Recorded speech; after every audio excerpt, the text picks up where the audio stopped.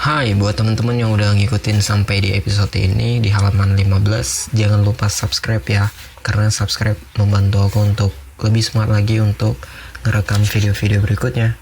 Oke, langsung aja ke halaman 15. Begini cara memahaminya. Anda akan meninggal suatu hari. Saya tahu bahwa ini sudah jelas, namun saya hanya ingin mengingatkan, mungkin saja Anda lupa. Anda dan setiap orang yang Anda kenal akan meninggal suatu saat nanti. Dan dalam waktu yang singkat antara di sini dan di sana, perhatian yang Anda miliki terbatas, sangat sedikit bahkan.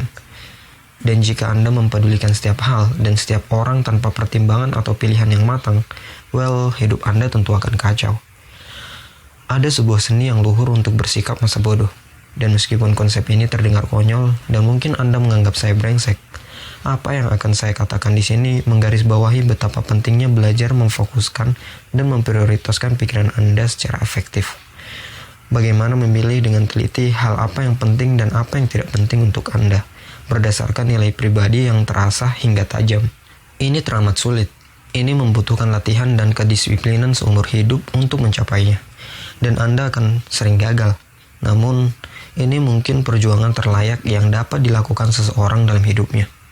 Ini mungkin satu-satunya perjuangan dalam hidup manusia. Karena ketika Anda terlalu mengurusi segala hal, ketika Anda memperhatikan setiap orang dan setiap hal, Anda akan senantiasa merasa bahwa Anda tidak merasa nyaman dan bahagia kapan saja.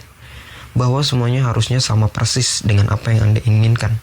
Ini sebuah penyakit, dan ini akan menelan Anda hidup-hidup. Anda akan melihat setiap kesulitan sebagai suatu ketidakadilan, setiap tantangan sebagai sebuah kegagalan, setiap ketidaknyamanan terasa jadi masalah pribadi, setiap perbedaan pendapat sebagai sebuah pengkhianatan. Anda akan terpenjara dalam kepicikan Anda sendiri, neraka pikiran Anda sendiri, hangus oleh amuk dan amarah, lingkaran setan Anda sendiri, dalam gerak konstan yang tidak ada ujungnya. Sebuah seni untuk bersikap masa bodoh. Saat kebanyakan orang membayangkan mental masa bodoh ini, mereka membayangkan sejenis kekalaman yang tidak terpengaruh apapun, ketenangan yang mampu melewati semua badai. Mereka membayangkan dan ingin menjadi seseorang yang tidak tergoyahkan dan tidak membuat gusar siapapun. Ada sebutan untuk orang yang tidak punya emosi atau pemahaman untuk apapun. Psikopat. Mengapa Anda meniru seorang psikopat? Saya tidak habis pikir. Jadi apa arti masa bodoh di sini? Mari kita lihat. 3 seni dapat membantu menjernihkan perkara ini. Seni yang pertama, masa bodoh bukan berarti menjadi acuh tak acuh. Masa bodoh berarti nyaman saat menjadi berbeda. Mari kita jernihkan. Sama sekali tidak ada yang dapat dikagumi atau diamini dalam sikap acuh tak acuh. Orang-orang yang acuh tak acuh adalah mereka yang lemah dan ciut hatinya. Mereka tergolong couch potatoes, malas bergerak, dan tukang usil di internet. Faktanya, orang-orang acuh tak acuh sering berusaha untuk bersikap masa bodoh. Karena dalam kenyataannya, mereka terlalu rewel terhadap segala sesuatu. Mereka terganggu dengan apa yang dipikirkan semua orang tentang rambut mereka, sehingga mereka tidak pernah bersusah payah mencuci atau mensisirnya. Mereka risau apa yang dipikirkan setiap orang tentang ide mereka. Jadi mereka bersembunyi di balik sarkasme dan kritik pedas. Mereka takut tidak membiarkan siapapun mendekati mereka, sehingga mereka menampilkan sosok mereka sebagai manusia yang spesial, unik dengan segudang masalah yang tidak mungkin dimengerti orang lain. Orang yang acuh tak acuh, takut terhadap dunia dan gaun pilihan mereka sendiri. Itulah alasan mereka tidak sekalipun membuat pilihan yang berarti. Mereka bersembunyi di dalam liang kelabu tanpa emosi yang mereka gali sendiri, terserap oleh diri mereka sendiri dan mengasihani diri sendiri, terus-menerus mengalihkan perhatian mereka dari hal yang menuntut waktu dan energi mereka. Karena inilah fakta tentang kehidupan. Tidak pernah ada yang namanya masa bodoh. Anda pasti memedulikan sesuatu. Sisi biologis kita selalu peduli akan sesuatu. Dan karena itu kita akan selalu memedulikan sesuatu. Pertanyaannya, kemudian adalah apa yang kita pedulikan? Hal apa yang kita pilih? Dan bagaimana caranya agar kita bersikap masa bodoh terhadap hal yang memang tidak ada maknanya? Ibu saya baru saja ditipu teman dekatnya dan kehilangan uang dalam jumlah banyak. Jika saya acuh tak acuh, saya akan mengangkat bahu, menyeruput mocha, dan mengunduh serial The Wire musim berikutnya. Maaf Bu. Tapi bukan itu yang saya lakukan. Saya geram, saya naik pitam, saya berkata, dasar keparat kurang ajar. Lihat saja Bu, Kita cari pengacara biar keparat itu merasakan akibatnya. Tahu mengapa? Karena saya sama sekali tidak peduli. Saya akan hancurkan sekalipun hidup laki-laki itu jika memang perlu. Keparat, awas, Mark Manson bersikap masa bodoh. Ini bukan berarti bahwa Mark Manson bersikap masa bodoh tentang apapun. Sebaliknya, yang dimaksud adalah bahwa Mark Manson bersikap masa bodoh terhadap kesengsaraan yang menghalangi tujuannya. Dia tidak ambil pusing dengan orang-orang yang geram saat ia melakukan sesuatu yang dirasa benar atau penting atau mulia. Artinya adalah bahwa Mark Manson adalah tipe orang yang akan menulis kisah dirinya sebagai orang ketiga hanya karena dalam pikirannya itu adalah hal yang tepat untuk dilakukan. Dia hanya masa bodoh, itu saja. Inilah yang patut dikagumi. Tentu saja, bukan saya yang harus Anda kagumi dalam kalimat-kalimat di atas, namun perjuangan dalam mengatasi kesulitan, kerelaan untuk menjadi berbeda, dipandang sebagai orang buangan, sampah masyarakat, semua itu ditempuh demi nilai-nilai orang itu sendiri. Kesediaan untuk menatap lekat-lekat kegagalan dan mengangkat jari tengah Anda ke arahnya. Orang-orang yang tidak peduli dengan kerasnya perjuangan itu, tak peduli dengan resiko kegagalan, masa bodoh akan hal-hal yang memalukan yang mungkin terjadi. Karena mereka tahu kalau itu benar. Mereka tahu kalau itu lebih penting daripada diri mereka sendiri. Lebih penting daripada perasaan mereka sendiri dan kebanggaan serta ego mereka sendiri. Orang-orang ini berkata, persetan, tidak untuk semua hal, namun untuk setiap hal yang tidak penting dalam hidup. Mereka menyimpannya untuk perkara yang sungguh penting. Teman-teman, keluarga, target hidup, burritos, dan mungkin 1 atau 2 gugatan hukum. Dan karena keputusan itulah, karena mereka memutuskan untuk menyimpan kepeduliannya hanya untuk hal-hal besar yang penting. Sebagai balasan orang-orang jadi peduli terhadap mereka. Sebagai balasannya orang-orang jadi peduli terhadap mereka. Karena berikut ini, lagi-lagi, adalah fakta tentang kehidupan. Anda tidak akan bisa menjadi sosok yang penting dan mengubah hidup beberapa orang tanpa menjadi bahan candaan dan tertawaan bagi orang lain terlebih dahulu. Tidak akan bisa, karena tidak ada yang sempurna. Tidak ada yang bisa menghindari kesulitan. Ada sebuah ungkapan, entah kemanapun kamu pergi, disitulah dirimu. Hal yang sama juga berlaku untuk kesulitan dan kegagalan. Masa bodoh kemanapun Anda pergi, akan ada 300 kg kesulitan yang menanti Anda. Dan itu tidak apa-apa. Intinya adalah bukan menghindari kesulitan. Intinya adalah menemukan hal sulit yang bisa Anda hadapi dan nikmati. Seni yang kedua, untuk bisa mengatakan bodoh amat pada kesulitan. Pertama-tama, Anda harus peduli terhadap sesuatu yang jauh lebih penting dari kesulitan. Bayangkan, Anda berada di toko bahan makanan, dan Anda melihat seorang wanita tua berteriak kepada seorang kasir, memakinya karena tidak memperbolehkannya menggunakan kupon 3 sennya. Mengapa wanita ini mengamuk? Toh itu cuma 3 sen. Akan saya katakan alasannya. Wanita itu mungkin tidak punya hal lain yang lebih baik untuk dilakukan setiap hari selain duduk di rumah mengguntingi kuponnya. Dia tua dan kesepian. Anak-anaknya brengsek dan tidak pernah datang berkunjung. Dia tidak pernah lagi bercinta selama lebih dari 30 tahun. Dia tidak bisa kentut tanpa merasa sangat kesakitan di punggung bagian bawahnya. Tunjangan pensiun adalah tumpuan hidup terakhirnya. Dan dia kemungkinan akan meninggal dengan memakai popok dewasa sambil membayangkan dirinya berada di Candyland. Jadi wanita renta itu pun mengguntingi kupon-kupon tersebut. Hanya itu yang dimilikinya. Dirinya dan kupon keparatnya. Hanya itu yang penting baginya karena tidak ada hal lain yang bisa ia pedulikan. Dan begitulah, saat kasir berjerawat berusia 17 tahun itu menolak untuk menerima satupun kuponnya, ketika si kasir berusaha melindungi mesin hitung uangnya layaknya kesatria yang melindungi keperawanan seorang gadis, jelas sekali si nenek akan benar-benar meledak. Kejengkelannya selama 80 tahun akan tumpah seketika, seperti hujan es dahsyat yang mengiringi kecerewetan nenek itu tentang di zamanku dulu tidak seperti ini, atau di zamanku dahulu orang lebih punya tata krama. Alasan dibalik orang-orang yang mengobrol kepedulian ke mereka seperti es krim di perkemahan musim panas ini adalah bahwa mereka tidak punya sesuatu yang layak untuk dipedulikan. Jika Anda menyadari kalau diri Anda secara konsisten memberikan porsi perhatian yang terlalu berlebihan untuk hal-hal yang sepele membuat Anda gusar. Foto baru mantan pacar Anda di Facebook, betapa cepat baterai remote TV Anda mati, kehilangan kesempatan membeli hand sanitizer 2 gratis 1, artinya, Anda tidak punya sesuatu yang layak dikerjakan di hidup ini.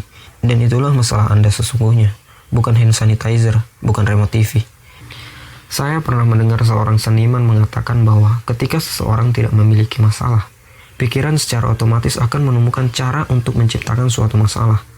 Saya rasa apa yang sebagian besar orang, khususnya orang kulit putih kelas menengah terdidik yang ngehe, manja, anggap sebagai masalah hidup, sesungguhnya hanya efek samping dari tidak adanya sesuatu yang lebih penting untuk dipedulikan. Jadi, menemukan sesuatu yang penting dan bermakna dalam kehidupan Anda mungkin menjadi cara yang paling produktif untuk memanfaatkan waktu dan tenaga Anda. Karena jika Anda tidak menemukan sesuatu yang penuh arti, perhatian Anda akan tercurah untuk hal-hal yang tanpa makna dan sembrono. Seni yang ketiga. Entah Anda sadari atau tidak, Anda selalu memilih suatu hal untuk diperhatikan. Orang-orang tidak dilahirkan dalam keadaan tanpa kepedulian. Faktanya, kita dilahirkan untuk risau terhadap terlalu banyak hal. Pernahkah Anda melihat seorang anak kecil yang menangis karena warna biru di topinya tidak sesuai persis? Sungguh anak kecil yang bikin repot. Saat kita belia, semua hal terasa baru dan seru. Dan semuanya tampak begitu berarti. Karena itu, kita jadi peduli banyak hal. Kita peduli tentang setiap hal dan setiap orang. Tentang apa yang dikatakan orang atas diri kita. Tentang apakah cowok atau cewek yang manis itu membalas telepon kita atau tidak. Tentang apakah kaos kaki kita cocok atau tidak. Atau apa warna balon ulang tahun kita.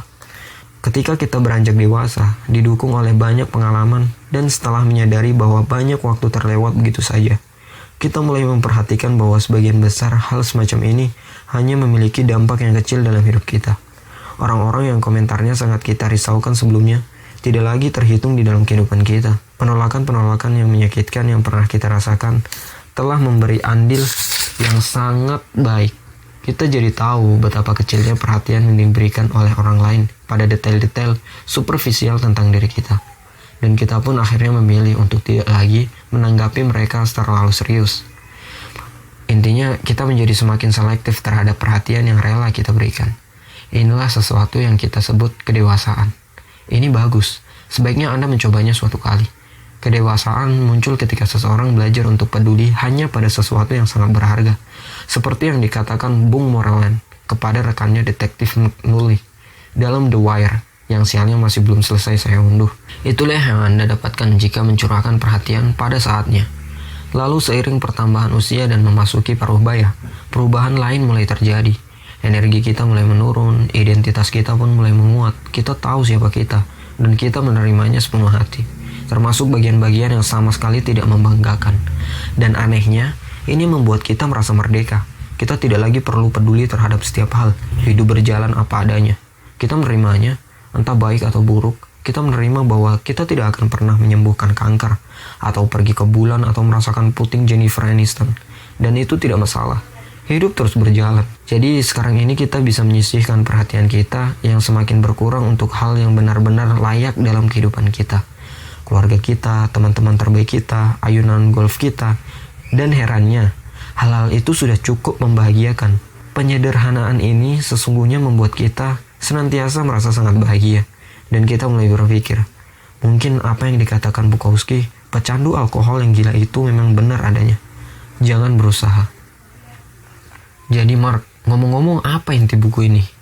Buku ini akan membantu Anda berpikir sedikit lebih jelas untuk memilih mana yang penting dalam kehidupan dan mana yang sebaliknya. Saya yakin bahwa sekarang ini kita menghadapi suatu wabah psikologis, yaitu ketika orang-orang tidak lagi menerima dengan tenang bahwa kadang-kadang ada hal yang tidak menyenangkan dalam hidup ini. Saya tahu ini terdengar kurang intelektual hanya di permukaan, tapi yakinlah, masalah ini menyangkut hidup atau mati. Karena saat kita percaya bahwa mengalami hal-hal yang tidak menyenangkan itu sangat memalukan, secara tidak sadar kita mulai menyalahkan diri sendiri. Kita mulai merasa sepertinya ada sesuatu yang salah di dalam diri kita, yang menggerakkan kita ke semua jenis kompensasi yang fatal.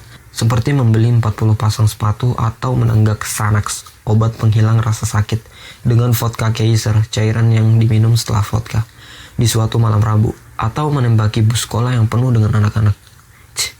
Kepercayaan ini bahwa tidak sempurna itu memalukan adalah sumber tumbuhnya lingkaran setan yang mulai mengambil alih peradaban kita. Cuek dan masa bodoh adalah cara yang sederhana untuk mengarahkan kembali ekspektasi hidup kita dan memilih apa yang penting dan apa yang tidak. Usaha untuk mengembangkan kemampuan ini mengarahkan pada sesuatu yang saya pikir bisa menjadi semacam pencerahan praktis. Bukan pencerahan yang mengawang-awang, penuh mimpi kebahagiaan, mengakhiri semua penderitaan, dan semua omong kosong motivasional. Sebaliknya, saya melihat sebuah pencerahan yang sifatnya praktis, yang sejalan dengan ide bahwa beberapa penderitaan mustahil dihindari, bahwa apapun yang Anda lakukan, hidup ini akan tetap berisi kegagalan, kerugian, penyesalan, dan bahkan kematian.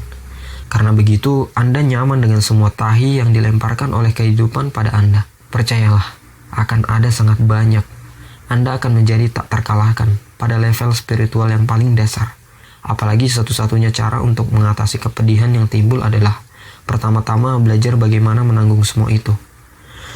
Buku ini tidak berbicara bagaimana cara meringankan masalah atau rasa sakit Anda. Buku ini bukan pula panduan untuk mencapai suatu keagungan. Tidak akan bisa. Karena keagungan hanya sebuah ilusi dalam pikiran kita. Suatu destinasi bohongan yang seakan-akan wajib kita capai. Kota Atlantis dalam psikologi kita sendiri. Sebaliknya, buku ini akan mengubah rasa sakit Anda menjadi sebuah peranti, trauma Anda menjadi kekuatan, dan masalah Anda menjadi masalah yang lebih baik.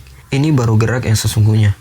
Renungkan hal ini sebagai panduan saat mengalami penderitaan dan bagaimana cara untuk mengambil tindakan yang lebih baik, lebih bermakna, penuh dengan kasih sayang dan kerendahan hati. Inilah buku yang akan membuat Anda bergerak secara ringan, tak peduli seberapa berat beban Anda, beristirahat dengan lebih mudah ditemani ketakutan terbesar Anda, menertawakan air mata Anda yang saat tumpah bercucuran. Buku ini tidak akan mengajari Anda bagaimana cara mendapat atau mencapai sesuatu, namun lebih pada bagaimana cara berlapang dada dan membiarkan sesuatu pergi. Ini akan mengajari Anda untuk membuat inventaris kehidupan Anda dan menyortir hal-hal yang paling penting saja.